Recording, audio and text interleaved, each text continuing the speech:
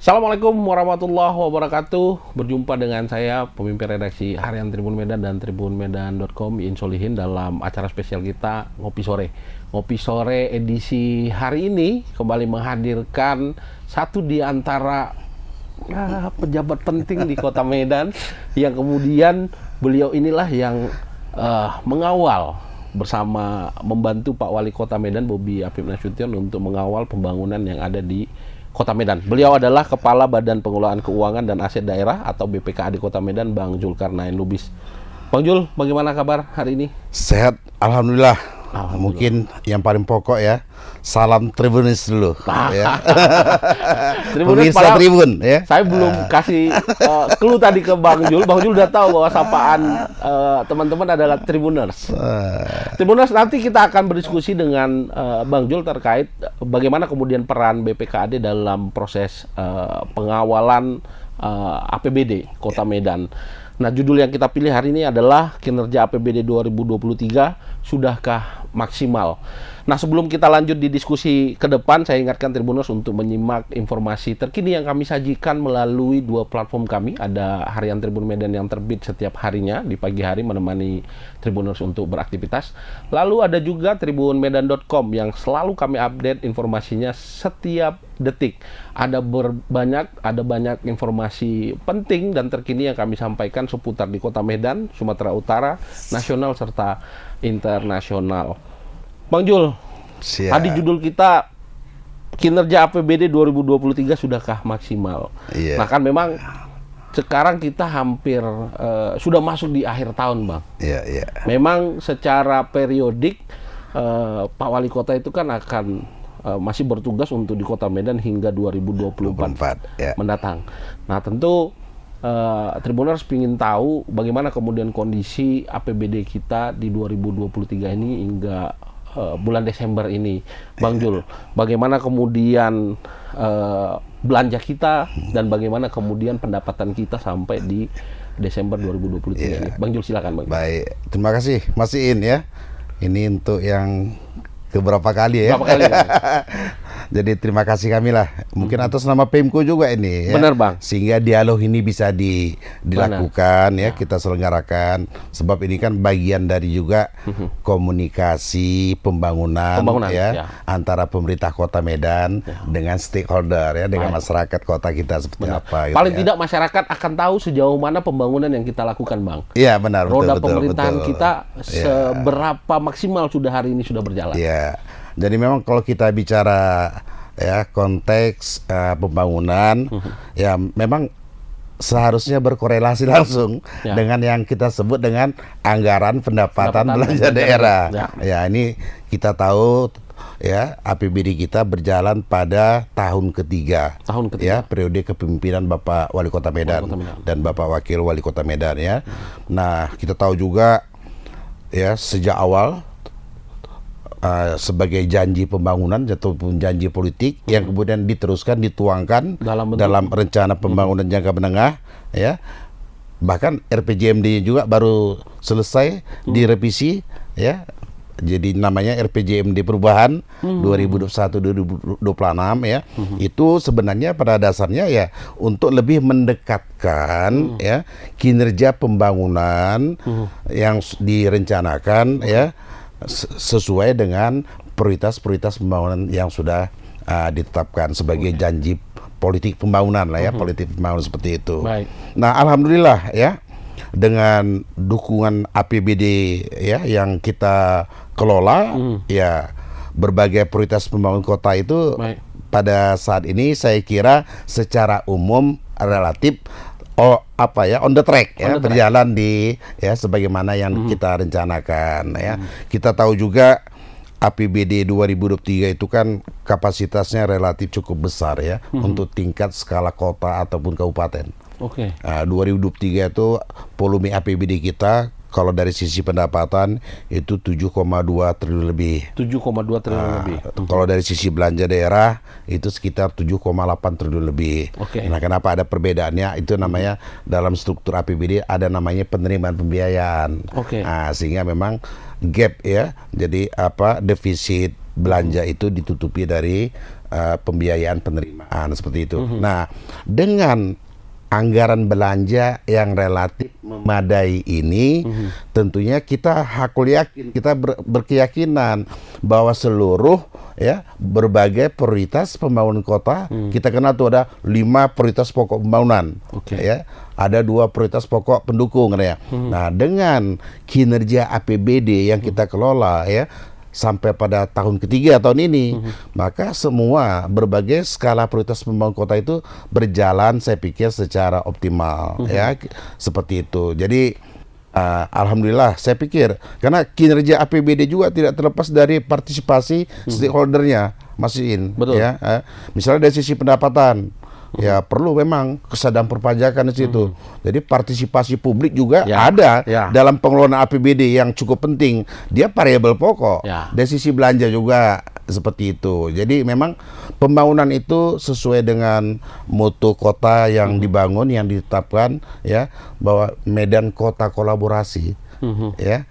Memang butuh kolaborasi. Jadi memang proses pembangunan butuh kolaborasi, butuh sinergitas kuat, baik dari sisi penganggaran, misalnya sinergi APBD kota, APBD provinsi, APBN, bahkan pembiayaan sektor swasta, ya, sinergi dalam pelaksanaan. Jadi memang ya kolaborasi ini menjadi kunci pokok bagaimana kita, ya, bersama-sama memberhasilkan pembangunan kota. Nah, dari sisi serapan, ya, kita lihat untuk pendapatan daerah, ya, sampai saat ini tercatat lebih kurang sekitar 74%, ya, 74%, atau mungkin secara nominal itu lebih kurang sebesar 5,3 triliun, ya, 5,3 dari target kita itu 7,2, ya, 7,2, ya. Baik. Nah, jadi sudah lebih kurang sekitar 74%, ya. Jadi ini tentunya menjadi modal pembangunan kota yang pokok untuk tadi, ya, memenuhi berbagai kebutuhan pembiayaan pembangunan kota, ya, yang tadi, ya. Bahkan tadi saya baru kemari, Mas Win, itu bagaimana pembangunan jaringan drainase, termasuk di depan kantor, termasuk di depan kantor. Itu tentunya ya didukung oleh kinerja pendapatan daerah kita, ya. Satu diantaranya memang sektor pajak, tadi kan, Bang. Nah, jadi kalau kita bicara pembangunan kota, memang kita harus bicara pendapatan daerahnya. Berarti semakin banyak, ya, program pembangunan yang berjalan, ya, kita tahu, ya, hampir semua di sudut daerah kota ini sekarang, ya, ada kegiatan pembangunan, terutama yang memang berfokus kepada berbagai kebutuhan tuntutan dasar. Jadi kebutuhan dasar masyarakat. Nah, ini yang terus kita kelola. Nah, itu menunjukkan kalau geliat pembangunannya nampak cukup menonjol, berarti pendapatan daerah kinerja bagus. Juga bagus. Macam mana kita mau membangun kalau pendapatan kita stuck, ya, misalnya, kan, gitu, seperti kan, itu kira-kira. Nah, dari sisi belanja juga, ya. Serapan belanja daerah kita cukup baik, saya kira, ya. Saat ini sekitar 67%, atau sekitar 5,2 triliun, 5,2. Ya. Nah, itu cukup baik, dan saya berkeyakinan, ya, sampai akhir tahun anggaran nanti itu serapan belanja daerahnya naik secara signifikan, Mas. Sebab memang serapan belanja daerah itu di 2 bulan terakhir biasanya naik di November dan Desember, biasanya. Jadi naik itu di 2 bulan itu, ya, sekitar 30% bisa naik serapan belanjanya. Artinya kalau kita sudah sampai di 5,2 pada saat ini, di 2 bulan misalnya November dan Desember nanti itu naik sekitar 25% lagi. Berarti ada optimisme akan 100% kita tercapai itu. Ya, ini kan proyeksi, ya, namanya proyeksi. Ya, kita sebenarnya kategori, ya, kinerja itu, ya, itu kan biasa dibagi, misalnya, ya, kurang baik, baik, ya, cukup baik, ya, sangat baik. Kalau cukup baik itu di atas 80%, saya kira udah cukup baik itu, ya.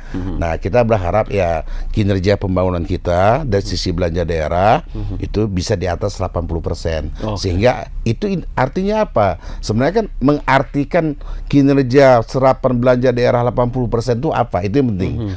Nah, itu artinya apa? Ya, Pemko bisa mengelola berbagai program prioritas pembangunan kotanya secara optimal. Yang tadi bagaimana kota ya Pemko berkolaborasi membangun sistem jaringan jalan. Ya. Kita sampai pelosok kota, ya, pergi kita ke Marelan misalnya. Ya.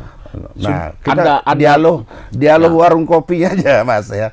Enak di Marelan. Jalan-jalan lingkungannya pun udah bagus katanya. Nah, sistem jaringan drenase. Nah, kalau sistem jaringan drenase ini kita tahu juga didukung oleh misalnya kolam retensi dan sebagainya, sistem pompa air di Belawan, ya. Jadi banyak memang pendekatan-pendekatan ya secara teknis dikerjakan bagaimana supaya kota ini betul-betul punya sistem pengendalian banjir Kota Medan yang efektif. Nah, seperti itu. Jadi ya saya pikir kinerja belanja daerah kita juga cukup baik. Tapi yang paling pokok juga ya, Mas, ya, sebenarnya dalam pengelolaan APBD ini yang paling pokok juga ya, yang menentukan kinerjanya semakin optimal atau tidak itu adalah sinergitas pengelolaan APBD itu. Nah, yang dimaksud di sini adalah ya bagaimana supaya APBD kota berkolaborasi, bersinergi, misalnya dengan APBD provinsi, dengan APBN, dan itulah yang paling menonjol saya kira dalam 2-3 tahun terakhir dalam pengelolaan keuangan daerah yang kita gerakkan, ya, sehingga apa? Sehingga outputnya, outcome-nya bisa lebih luas. Sebab apa? Pembangunan membutuhkan lebih banyak sektor pemerataan aja. Jadi bukan hanya pertumbuhan. Pembangunan juga menuntut adanya pemerataan. Ya. Dengan kolaborasi dan sinergitas APBD, maka kita bisa mendorong pertumbuhan, kita bisa mendorong pemerataan. Ya. Karena kunci pertumbuhan dan pemerataan inilah yang disebut dengan bagaimana pembangunan yang berkeadilan. Jadi Pemko tidak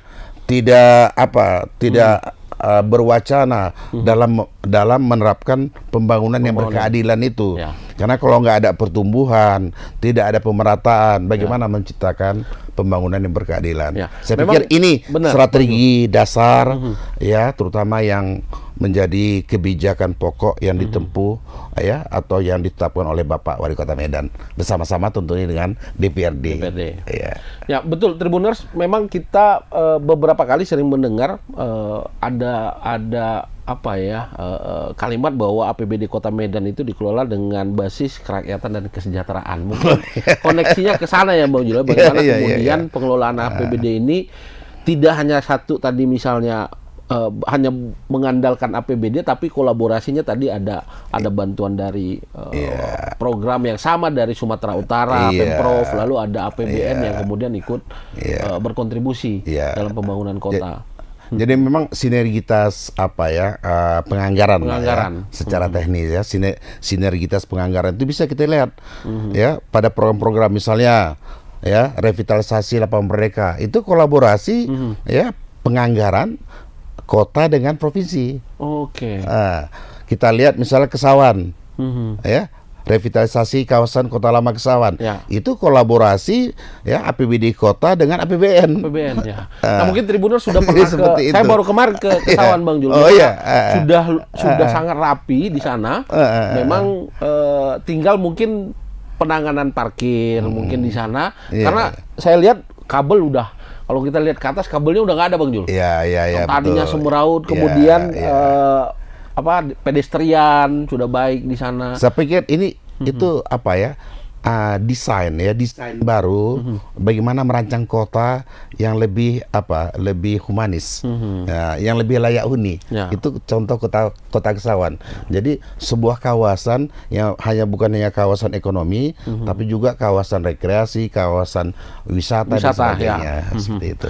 Nah, memang Tribuners, BPKAD ini punya peran yang sangat penting karena paling tidak tadi kalau saya lihat, Bang, ada 3 peran utama.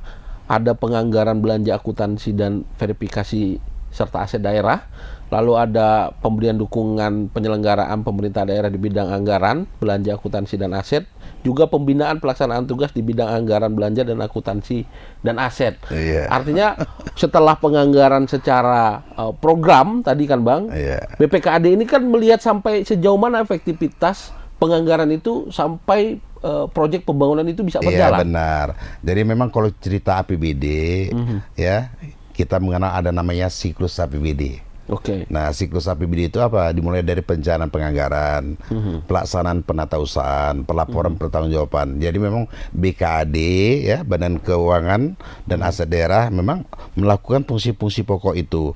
Jadi ya, fungsi perencanaan penganggaran misalnya outputnya apa? Yaitu APBD yang ditetapkan. Nah, kinerja APBD sebenarnya juga cukup penting dilihat dari bagaimana siklus perencanaan penganggarannya berjalan secara tepat waktu, Mas. Karena banyak juga kita dengarkan yang kan sebenarnya periode pelaksanaan APBD itu kan mulai 1 Januari sampai dengan 31 Desember. Jangan bulan Februari masih melakukan tahapan penganggaran. APBD-nya misalnya belum disetujui. Nah, itu akan mempengaruhi kinerja pelaksanaannya program secara keseluruhan nantinya. Makanya kalau kita apa sih ukuran kinerja APBD misalnya? Ya, pertama dari sisi perencanaan penganggaran, ya bagaimana supaya siklus perencanaan penganggarannya bisa berjalan tepat waktu. Supaya apa? Ya, tahapan pelaksanaan itu betul-betul memang 1 tahun penuh. Nah, alhamdulillah ya, biasanya kan APBD kota kita itu ditetapkan bulan Desember. Jadi per 1 Januari sudah go ya. Nah, karena kan kita tahu juga salah satu isu mengenai pengelolaan APBD ini ya, yang banyak juga dikritisi kadang-kadang ya, itu adalah percepatan pelaksanaan program kerja yang dituangkan di dalam, yang disajikan di dalam APBD ya. Makanya pemerintah kota ya melalui arahan Bapak Wali Kota itu selalu kita mendorong percepatan pelaksanaan APBD. Caranya bagaimana? Secara teknis. Pertama, mendorong percepatan ya proses pengenaan barang dan jasanya. Jadi sebenarnya proses pengenaan barang dan jasa untuk 2024 misalnya, Mas, ya itu sudah bisa dimulai sejak sekarang. Ya, artinya di Desember 2023 itu sudah bisa start. Agar di Januari program itu sudah jalan. Jadi kontraknya ketika Perda APBD-nya ya kalau seperti Pemko Medan ya mungkin kira-kira 2 minggu lagi kita sudah bisa menetapkan Perda APBD 2024. Jadi tanggal 1 biasanya tanggal 1 Mas libur ya, libur bersama ya. Tanggal 2 udah go itu APBD 2024. Karena libur tahun baru itu di tanggal 1 kan Tribuners. Maka di tanggal 2 selayaknya program itu sudah berjalan. Karena jadi perencanaannya di Desember sudah kelar ya, Bang. Jadi memang Pemko saat ini sudah mulai proses pengenaan barang dan jasa untuk 2024 ya. Jadi kontraknya dan seterusnya. Ini kita dorong. Sebab apa? Memang ya, kita tahu salah satu fungsi APBD itu kan sebagai stimulus perekonomian kota. Makin cepat output ya pelaksanaan program itu dihasilkan, maka outcome-nya, manfaatnya, dampaknya terhadap ya dukungan aktivitas sosial ekonomi masyarakat ya itu semakin cepat bisa dinikmati, dirasakan oleh masyarakat. Kira-kira seperti itu. Tribuners, memang kita sering juga Bang Jul mendengar ada proyek yang proyek pemerintahan pembangunan yang dilakukan per tahun. Ada juga yang sering mungkin Tribuners juga sering mendengar ada program multi years. Di Kota Medan sendiri Bang Jul sejauh mana ada proyek-proyek multi years yang tadi misalnya berkolaborasi dengan APBD provinsi dan APBN? Jadi begini, Mas. Sebenarnya itu di latar belakangi apa ya, dari pemahaman bahwa sumber daya pembangunan itu kan terbatas. Ya itu dulu ya. Sementara ya kita membutuhkan percepatan dan perluasan pembangunan kota. Nah, kita tahu percepatan dan perluasan pembangunan kota itu membutuhkan dukungan pembiayaan. Nah, sementara kalau ketersediaan pembiayaan secara periode ke periode itu kan terbatas. Makanya yang disebut dengan multi years itu adalah penggabungan, pengintegrasian sumber pembiayaan ya dari tahun ke tahun, dari periode ke periode. Misalnya multi years itu biasanya 2 tahun misalnya atau 3 tahun. Jadi kita gabungkan sumber pembiayaannya itu ya dari yang seharusnya dipecah 2 tahun menjadi 1 tahun. Nah, dengan cara itulah makanya ya pemerintah daerah itu bisa mendorong percepatan pelaksanaan program lebih cepat dari yang seharusnya.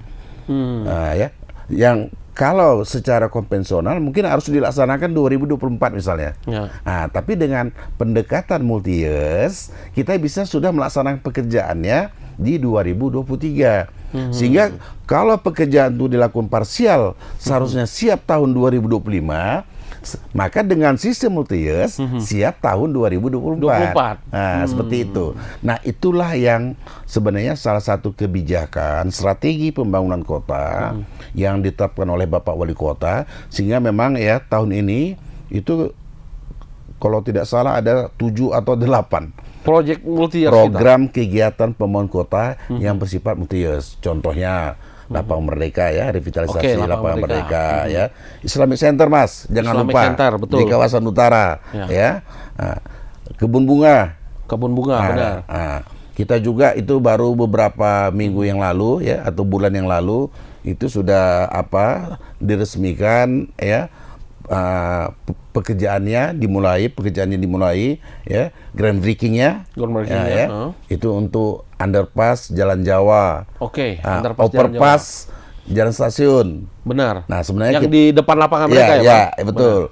Kita sebenarnya punya rencana juga untuk ya underpass Juanda. Nah, kita juga ya berkolaborasi dengan USU membangun sentra UMKM. Sentra UMKM. Sentra UMKM. Nah, ya.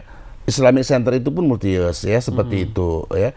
Jadi memang kita mengelola ya berbagai program itu supaya lebih cepat manfaatnya, hasilnya dinikmati oleh masyarakat. Ini salah satu programnya, itu yang disebut dengan multi-years. Jadi sebenarnya pendekatan multi-years itu ya pendekatan pembangunan yang berorientasi kepada percepatan dan perluasan pembangunan kota. Bahkan sebenarnya yang semakin terus kita galakkan di samping proyek-proyek ataupun kegiatan yang bersifat multi-years, ada satu lagi Mas, ya, dengan karena latar belakang keterbatasan kemampuan keuangan itu, yaitu pendekatan yang disebut dengan KPBU, kerjasama pemerintah dengan badan usaha.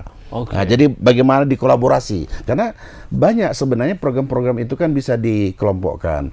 Ada program yang memang ya semata-mata untuk menghasilkan barang publik, itu memang tugas pemerintah sepenuhnya. Tapi sebenarnya banyak juga program-program yang juga sebagian bisa menghasilkan ya barang-barang semi private.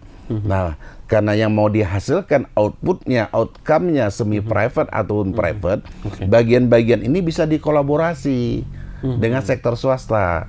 Nah, ini salah satu yang sedang digagas oleh Pemko Medan, ya, itu adalah proyek LPJU. Nah, ini kita sedang gagas ya, perencanaannya dan penganggarannya ya dengan sektor swasta, supaya nanti untuk program LPJU ini ya, program lampu penerangan jalan umum ini itu tidak seluruhnya harus dibiayai oleh APBD kita. Nah, tapi bisa dikombinasikan, dikombin dengan ya dengan pembiayaan sektor swasta. Sehingga apa?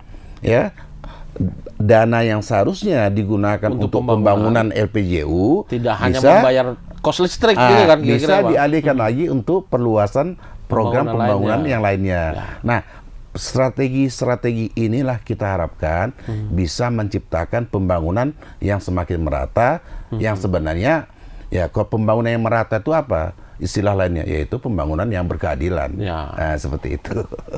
Yang menarik memang Bang Jul tadi, bagaimana kemudian Pemko Medan bisa kemudian membuat berbagai opsi untuk kemudian tadi di titik akhir bahwa pembangunan ini mesti berkeadilan bagi masyarakat. Dan beberapa program tadi yang Bang Jul bilang, dan itu yang sudah mulai mungkin 3 tahun berjalan ini sudah menyentuh berbagai daerah, artinya tidak terpusat di satu wilayah kota Medan misalnya, ada beberapa kecamatan yang lain kan. Ya, ini itu yang mungkin ya perlu kita jelaskan sedikit Mas, ya. Ketika pembangunan itu dikelola secara lebih merata, ya, maka tadi kita katakan program pembangunan itu memberikan dimensi keadilan. Sebab apa? Nah, itu pertanyaannya ya. Ketika pembangunan, setiap program pembangunan itu namanya ya, itu ada yang disebut memberikan multiplier effect, efek ganda, ya, baik ke belakang maupun ke depannya, seperti itu ya. Nah, dengan pembangunan yang lebih merata itu akan menjadi agen-agen lah gitu ya. Jadi kawasan-kawasan pertumbuhan baru itu akan muncul. Nah, itu akan memberikan dampak-dampak sosial ekonomi yang lain, dampak kesempatan kerja misalnya. Sehingga apa? Ya, dengan pemerataan pembangunan, maka tentunya ini berkorelasi langsung juga dengan upaya kita untuk menurunkan angka pengangguran, angka kemiskinan dan sebagainya. Nah, jadi sebenarnya ya kerja-kerja yang kolaboratif itu, kerja-kerja pembangunan yang memang berdimensi percepatan pembangunan tersebut, itu sebenarnya punya satu siklus bagaimana meningkatkan kesejahteraan secara bersama-sama. Jadi bukan kesejahteraan kelompok enggak, tapi kesejahteraan bersama-sama ya. Nah, itulah sebab kita tahu kan kalau kita bicara isu pembangunan tuh isu pengangguran, isu kemiskinan, isu pemerataan seperti itu. Nah, saya pikir pendekatan-pendekatan pembangunan yang dikerjakan oleh Pemko Medan pada saat ini ya itu sangat integrated ya, sangat terintegrasi ya, sehingga memang memberikan semangat ya, semangat pembangunan bagi seluruh stakeholdernya ya. Jadi pembangunan yang berdimensi kesejahteraan seperti itu. Kata kunci tadi dua masuk kesejahteraan dan keadilan tadi masuk di situ dia. Bang Jul, kemudian tentu pengawasan utama berada di wali kota dan wakil wali kota dalam proses ada DPR juga di sana dalam proses bagaimana penyerapan anggaran maupun dalam proses memaksimalkan pendapatan daerah. Nah, sejauh ini bagaimana kemudian Pak Wali Kota melihat penyerapan anggaran, Bang Jul? Ini kan ada Pak Wali, ada BPKAD, yang kemudian penerjemahnya adalah stakeholder di dinas OPD teknis sebagai pelaksana dari program pembangunan. Nah, sejauh ini bagaimana Bang Jul kemudian Pak Wali Kota untuk memastikan bahwa penganggaran rancangan pembangunan itu bisa berjalan dengan semestinya? Jadi memang masih ini ya, pembangunan itu kan butuh manajemen efektif. Jadi butuh manajemen pembangunan yang efektif. Tapi Pak Wali ya itu selalu menerapkan manajemen pembangunan kolaboratif. Nah, jadi kolaboratif ya seperti itu ya. Jadi apa yang dikerjakan ya atau apa yang selalu menjadi fokus perhatian Bapak Wali Kota itu dimensinya tidak hanya dari sisi perencanaan penganggaran, tidak hanya dari sisi pelaksanaan dan penatausahaan, juga pengawasan. Kita selalu lihat, mungkin juga Tribun juga selalu buat berita ya macam mana Pak Wali masuk gorong-gorong melihat langsung proses itu ya fungsi pengawasan yang saya pikir namanya pengawasan melekat. Jadi pengawasan yang bersifat lebih kepada antisipasi. Jadi tidak hanya mengkoreksi, tapi mengantisipasi sebelum kesalahan-kesalahan terjadi.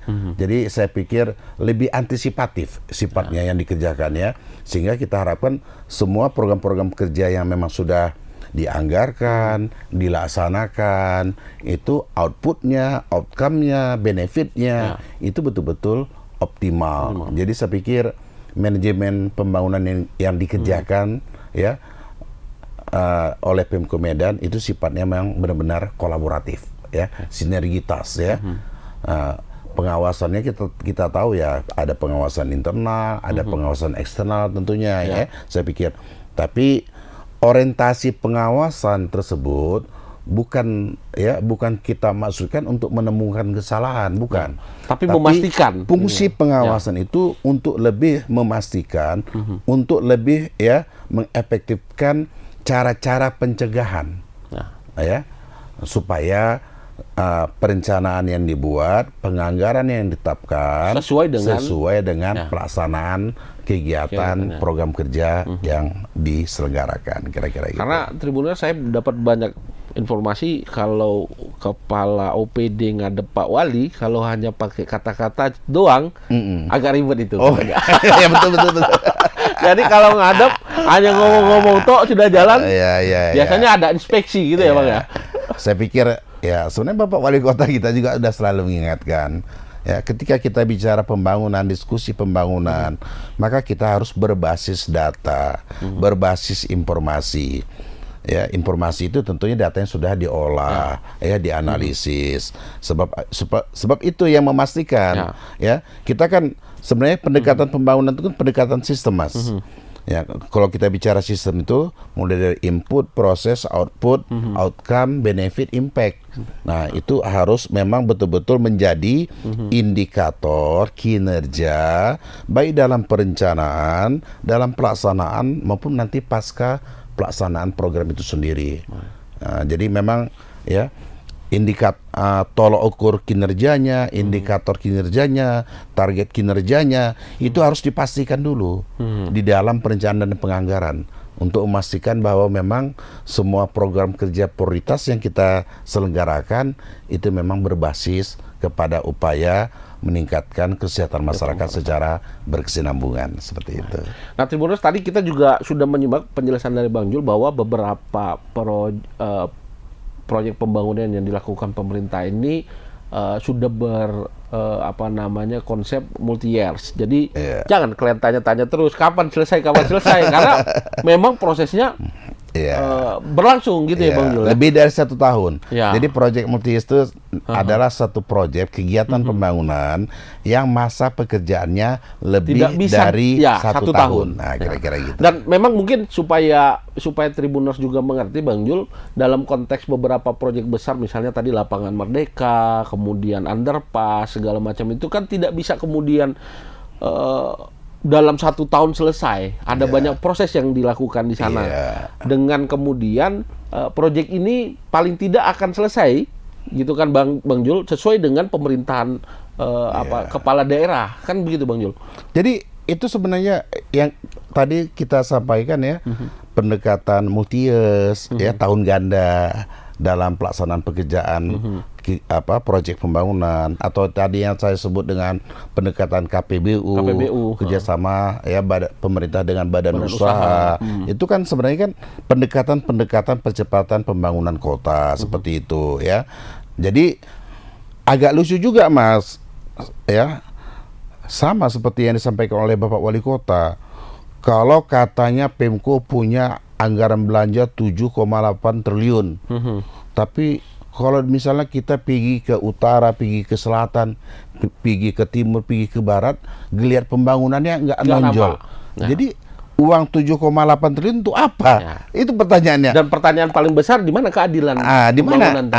Jadi tapi kalau sekarang kita pergi ya, baik ke utara, ke selatan, barat dan timur, itu geliat pembangunan nampak menonjol.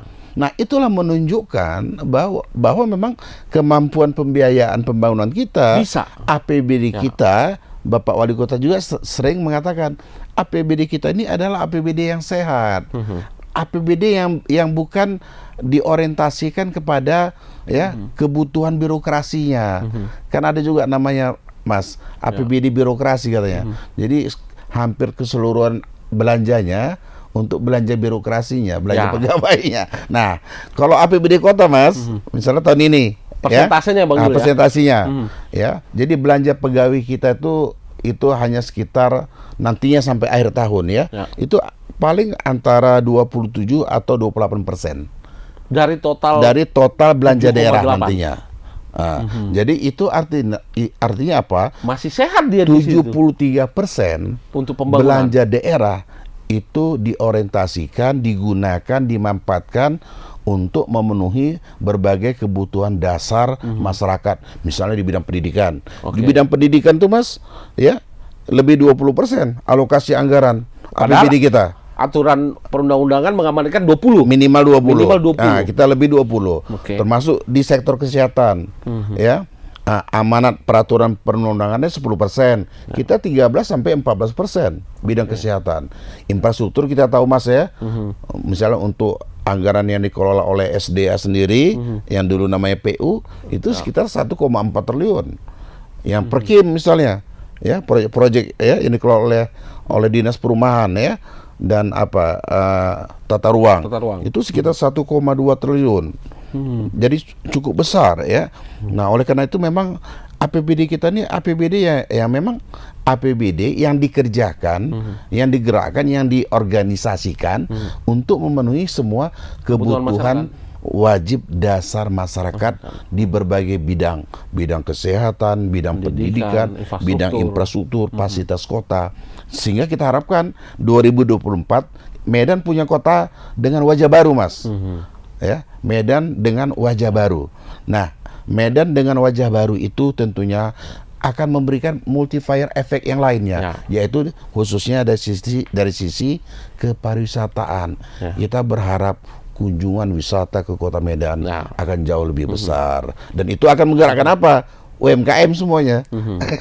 Jadi multiplier efek dari pembangunan infrastruktur sendiri pun, ya, itu sebenarnya memberikan multiplier efek ekonomi khususnya kepada UMKM.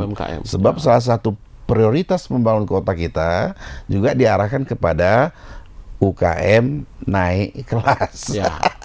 Sebab UKM ini kan kita tahu pondasi pembangunan. UKM kita itu sebenarnya memberikan kontribusi, Mas, terhadap pembentukan PDRB, ya, Produk Domestik Regional Bruto, ya, itu lebih kurang 70%. Dan dia sangat kuat ketika COVID kemarin, bahwa jadi UMKM, sektor UMKM dengan ini UMKM yang kuat, maka sebenarnya ketidakstabilan ekonomi global, misalnya ketidakstabilan ekonomi nasional, misal contohnya, atau regional, itu bisa dibentengi dengan UMKM yang kuat tadi. Nah, jadi inilah pentingnya mengapa Bapak Wali Kota itu sangat antusias, ya, kesehariannya berpikir bagaimana untuk terus menumbuh kembangkan UMKM kita seperti itu. Jadi fasilitasi itu terus akan terus dilakukan.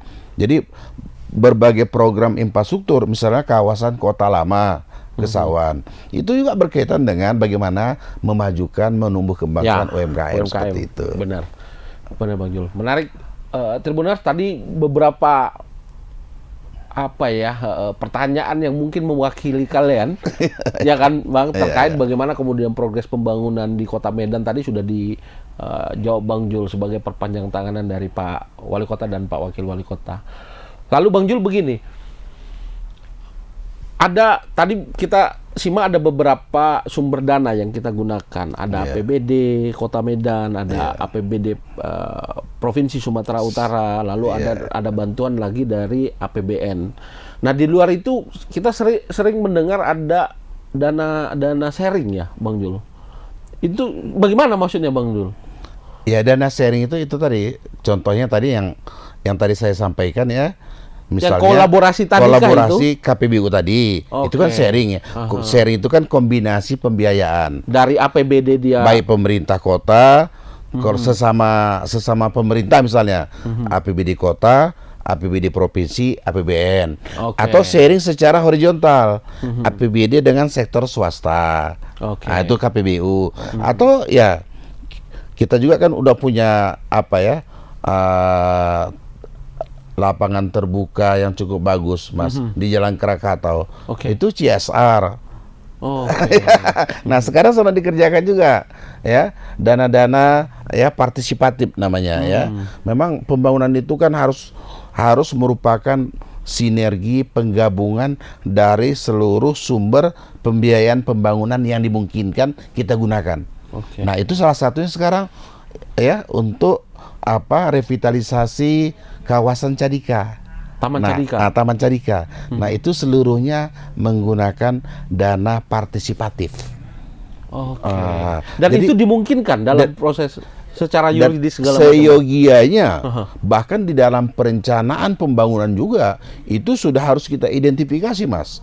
Jadi mana pembangunan, ya, yang memang sepenuhnya akan, ya, dialokasikan dari sumber APBD kota, mana yang sinergitas antara hierarki pemerintahan sampai pusat sampai APBN, mana kolaborasi sinergi dengan sektor swasta, mana, ya, pembangunan, ya, yang memang kita harapkan merupakan model-model partisipatif dari semua sektor seperti itu, ya.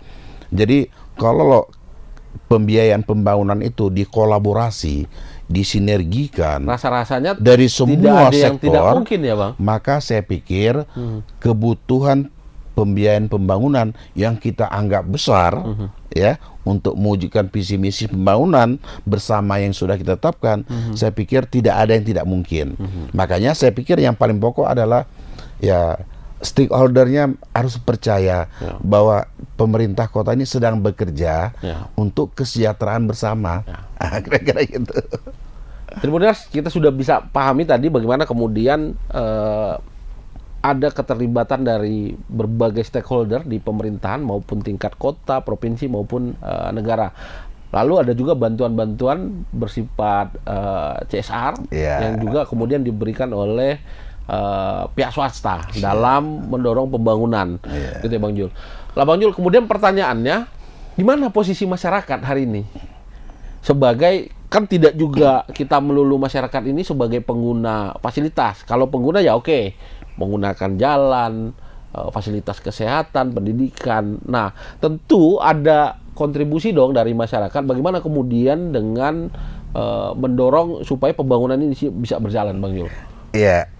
Jadi masyarakat itu kan Mas sering dikatakan bukan hanya objek pembangunan, tapi dia juga sekaligus sebagai subjek pembangunan. Jadi masyarakat sebenarnya adalah pelaku utama pembangunan itu sendiri. Ya, kan sumber daya pembangunan itu kan salah satunya kan bersumber dari pajak. Pajak yang dibayar oleh masyarakat. Berarti kan masyarakat pelaku pembangunan. Masyarakat yang menyediakan kebutuhan pembiayaan pembangunan itu. Itu menunjukkan masyarakat itu subjek pembangunan. Ya. Jadi keterlibatan masyarakat itu dari sisi perencanaan dan penganggaran, ya, yang sebenarnya intinya adalah pembiayaan, bagaimana menyediakan pembiayaan pembangunan. Di situ masyarakat sudah berpartisipasi penuh, sudah peran aktifnya sudah banyak dalam pelaksanaan dan terutama mungkin ya dalam tahapan selanjutnya di pelaksanaan pembangunan. Saya pikir ini kan partisipasi konkret yang memang harus kita bangun. Ya, kita tahu ya setiap kegiatan pembangunan yang dikerjakan itu kan ada side effect ya. Ya misalnya lah kalau satu jalan dibangun ya mungkin untuk sementara jalannya ditutup Mas. Masyarakat kita harus memilih rute alternatif. Saya pikir itu juga partisipasi yang luar biasa. Jangan pula teriak-teriak kan gitu ya, Jul ya. Waktu membangun jalan, membangun drainase, kan ada material. Ya sedikit banyak. Walaupun sebenarnya manajemen proyek itu kan ada. Bagaimana membangun, bagaimana menempatkan material, semuanya di-manage untuk meminimalisir gangguan terhadap gangguan sosialnya. Tapi kan tetap ada gangguan namanya. Nah, ini saya pikir dibutuhkan penerimaan secara sosial. Ya mungkin itu lebih kepada psikologis lah.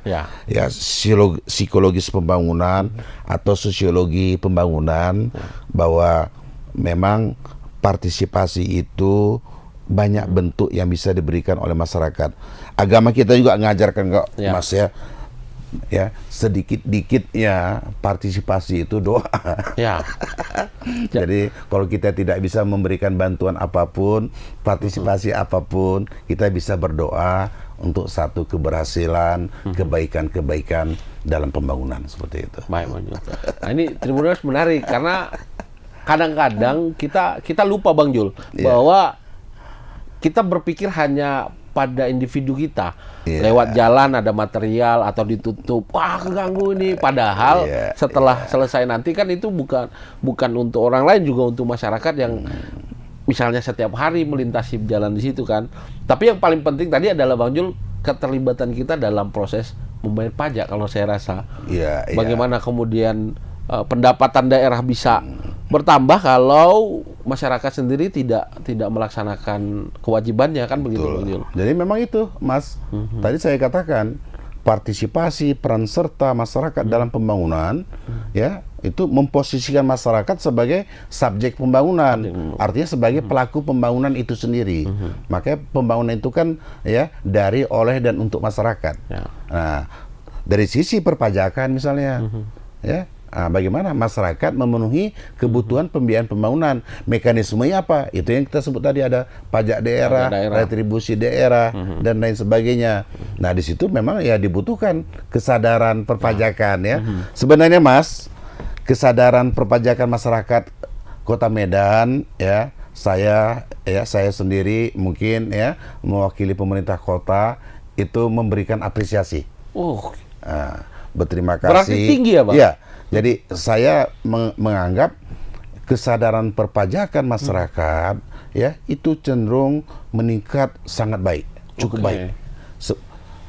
Alasannya apa ya? Tahun 2020 itu realisasi pendapatan asli daerah tahun 2020 itu masih sekitar 1,5 triliun, Mas. 1,5 triliun. Tahun 2020. 2021 ya itu sudah 1,9 triliun. 2022 sudah mencapai PAD kita 2,2 triliun. Tahun ini kita harapkan antara 2,4 sampai 2,5 triliun. Secara grafik tuh tinggi ya, Bang? Ya. Naik terus ya? Mungkin agak eksponensial pun, Mas. Ya, karena rata-rata 30%, Mas. Kenaikan itu setiap jadi tahun. kalau dalam 3 tahun kita buat grafik itu eksponensial. Jadi saya pikir pemerintah di kota 2023 kita tadi sampai saat ini udah 2,2 lebih udah triliun. melampaui 2022. Udah melampaui. Sehingga kita harapkan bahkan sampai akhir tahun itu bisa antara 2,4 sampai 2,5. Jadi rata-rata sebenarnya kalau kita hitung itu kenaikan realisasi pendapatan asli daerah kita secara keseluruhan, baik yang bersumber dari pajak daerah, retribusi daerah dan sebagainya ya, pendapatan asli daerah lainnya ya, itu rata-rata sekitar 30% ke atas. Mana mungkin kenaikan yang begitu signifikan tanpa didukung oleh kesadaran perpajakan yang semakin baik. Makanya saya pikir pantas, wajar pemerintah kota, saya dalam kesempatan ini mengucapkan terima kasih kepada seluruh wajib pajak kita, seluruh wajib retribusi kita. Tapi kan tetap aja, Mas, ada kelompok yang mungkin harus diberikan penyadaran perpajakan yang lebih baik. Artinya dialog ini juga saya harapkan seperti itu, Mas. Bang Jul, kita melihat bahwa ada potensi maksimal di perpajakan kita. Artinya dari tahun 2020 saja sampai ke 2023 angka pajak kita naik sangat luar biasa. Artinya kan kita punya prediksi bahwa ada kemampuan besar kita pada proses perpajakan. Jadi memang salah satu juga sebenarnya ukuran kinerja pengelolaan APBD itu, Mas, ya. Itu bagaimana proses perencanaan penganggaran, terutama dari sisi pendapatan dan belanja daerah, sesuai dengan potensi yang kita miliki. Nah, sebenarnya Kota Medan ini, ya, kota kita ini, kota hebat kita ini, ya, itu memiliki potensi pendapatan asli daerah yang potensinya memang sebenarnya bisa lebih dioptimalkan. Nah, oleh karena itulah memang ya kita berharap melalui variasi-variasi pengelolaan perpajakan ya, itu potensi yang sebenarnya lebih besar itu bisa kita realisasikan ya secara lebih maksimal. Gunanya apa? Untuk mendukung kebutuhan pembiayaan pembangunan kota. Nah, oleh karena itulah saya pikir ya kita tahu kawan-kawan pengelola pendapatan asli daerah, misalnya badan pendapatan, termasuk badan-badan yang lain, itu secara kreatif ya itu terus mengembangkan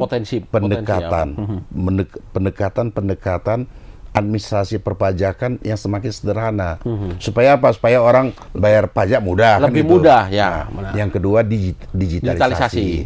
Nah, ini di samping mudah, cepat, sederhana, juga meminimalisir kebocoran-kebocoran yang ada. Saya pikir itu.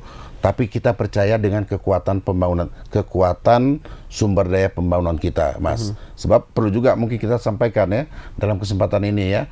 Sebenarnya ketergantungan pembiayaan pembangunan kita itu ya, atau yang sering disebut kemandirian keuangan daerah. Ya, kemandirian keuangan daerah itu sebenarnya sudah 50-50, udah seimbang antara sumber daya pembiayaan yang kita miliki sendiri ya di kota kita ini dengan yang disubsidi oleh pemerintah pusat. Ya. Nah, jadi Mas, dalam tahun ini yang kita katakan tadi pembangunan underpass ya, Jalan Jawa, ya overpass stasiun ya. dan beberapa proyek multi-use itu dibiayai murni dari APBD.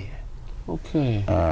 Kalau sebelumnya, kalau Mas Iin cerita pembangunan flyover Amplas, Ya. pembangunan flyover Brayan, itu semuanya pembangunan flyover Jamin Ginting, itu total APBN. seluruhnya APBN. Nah, kalau tahun ini dengan volume APBD yang relatif cukup memadai ini, maka banyak program pembangunan strategis. Jadi pembangunan yang skala yang skala strategis kota itu bisa ya kita kelola, kita selenggarakan, kita bangun dengan sumber daya lokal yang kita miliki, dengan pajak retribusi yang kita miliki. Nah, jadi kemandirian keuangan daerah kita saya pikir relatif ya itu semakin baik.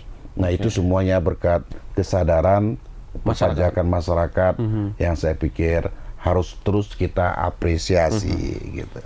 Menarik Tribuners, bagaimana kemudian warga kota Medan khususnya punya kontribusi besar rupanya Bang ya. Oh iya. Jadi kalau dibilang Bang Jul tadi beberapa proyek sebelumnya kita harus mengandalkan negara, APBN, lewat APBN. Loh hari ini Pemko sudah mandiri dengan APBD-nya sendiri melalui perpajakan dan penerimaan tadi, kita sudah bisa bangun sendiri ya Bang ya. Iya. Tapi tentunya kan Mas, catatan kuncinya tetap butuh tadi sinergitas pembiayaan secara hierarki. Ya, kita bersyukur, kita berterima kasih juga kepada pemerintah provinsi, pemerintah pusat. Misalnya kita sedang membangun underpass Jalan Subroto, Gatot Subroto, itu dari APBN. Jadi sinergi itu itu mendorong perluasan volume pembangunan yang bisa kita kerjakan. Benar, seperti itu. Kalau mungkin jatahnya kita dari nasional cuma untuk 2 underpass, misalnya ya Bang ya, karena kita punya kemandirian tadi, mungkin kita bisa 5. Benar. Dengan 3 kita biayai sendiri. Itu kata kunci percepatan perluasan ya. Kata kunci percepatan perluasan itu artinya apa? Kata kunci pemerataan pembangunan. Namanya pemerataan pembangunan adalah sebenarnya outcome-nya apa? Keadilan pembangunan yang ingin kita wujudkan.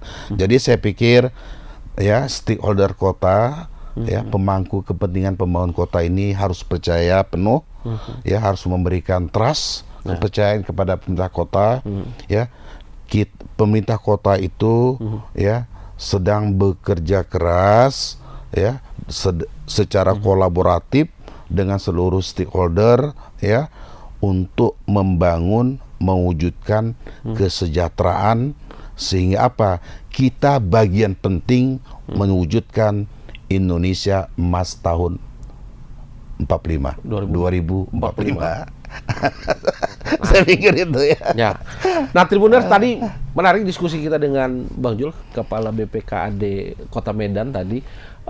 Memang setelah pembangunan rasanya Bang Jul, masyarakat tadi juga sudah sangat baik dalam proses membayar pajak tadi, membayar retribusi. Lalu tentu juga butuh dorongan dari masyarakat untuk menjaga hasil pembangunan Bang Jul. Karena kita lihat seringkali di beberapa sosial media kita lihat ada oknum-oknum yang justru merusak Bang Jul.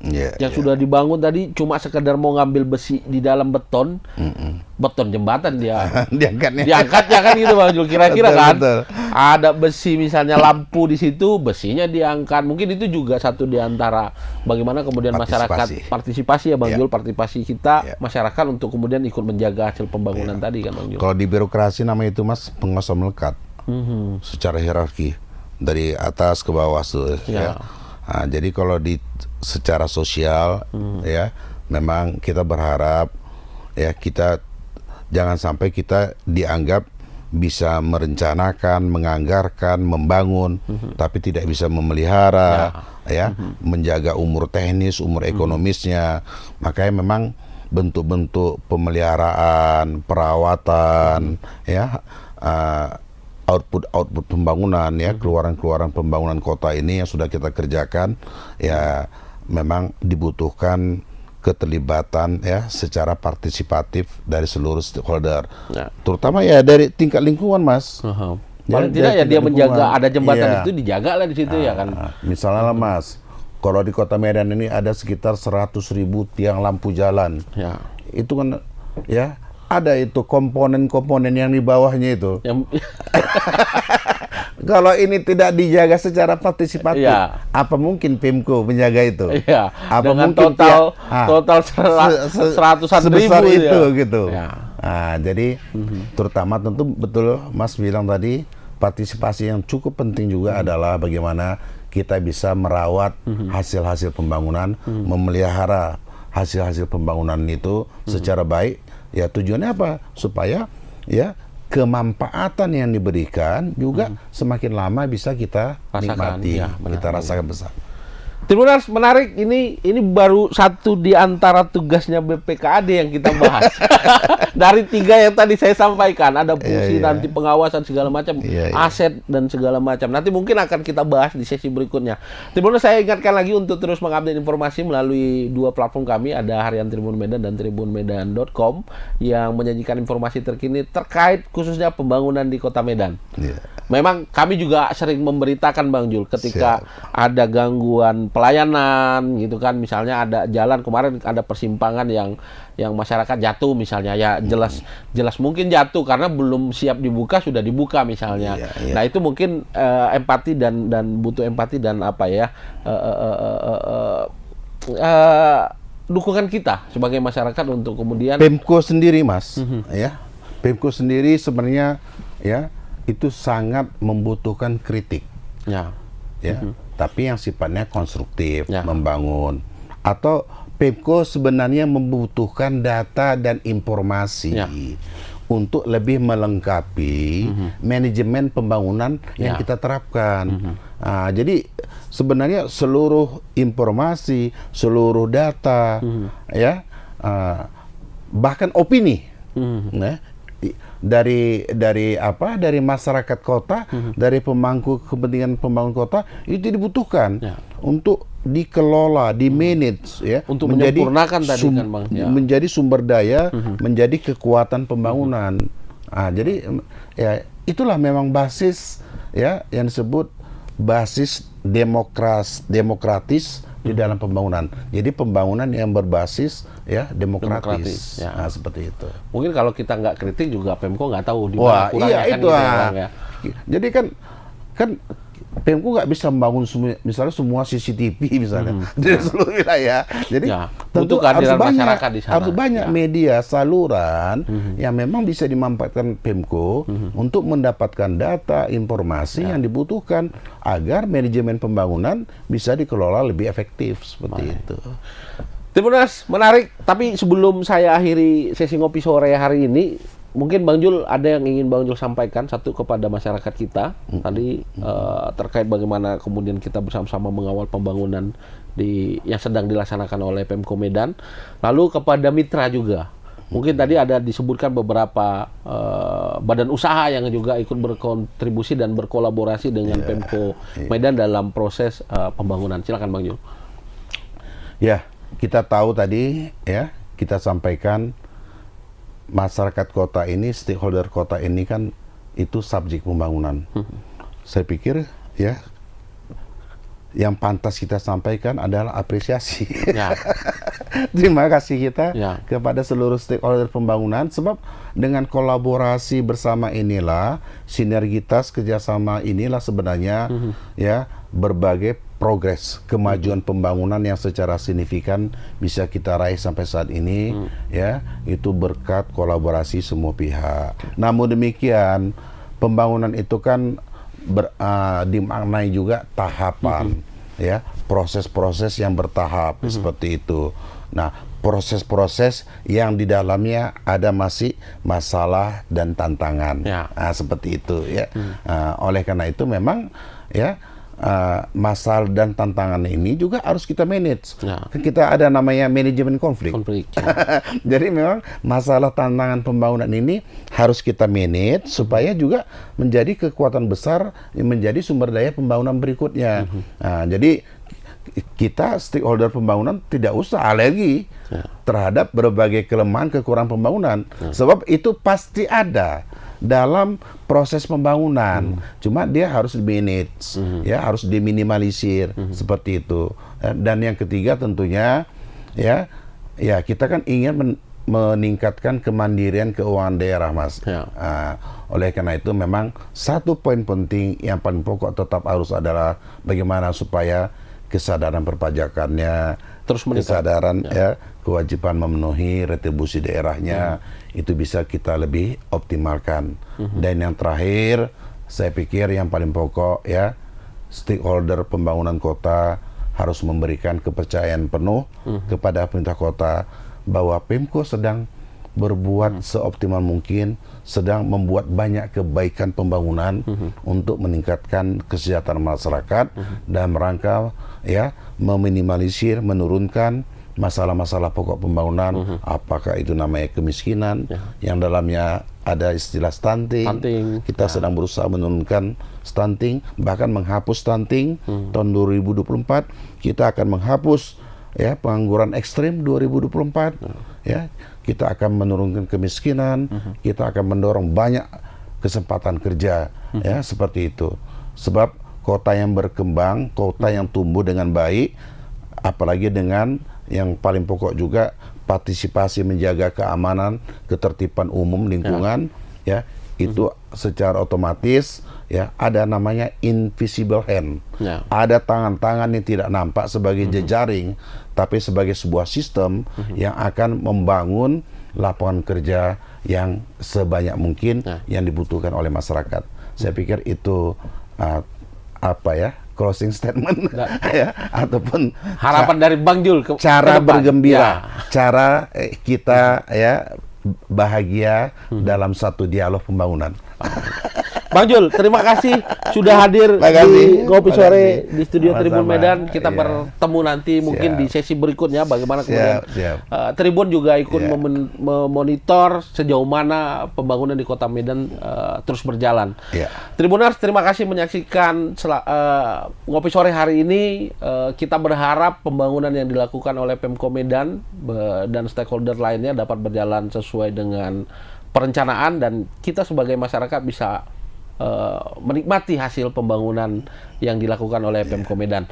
Bertemu lagi di Ngopi Sore di lain waktu. Terima kasih. Assalamualaikum. Horas ya.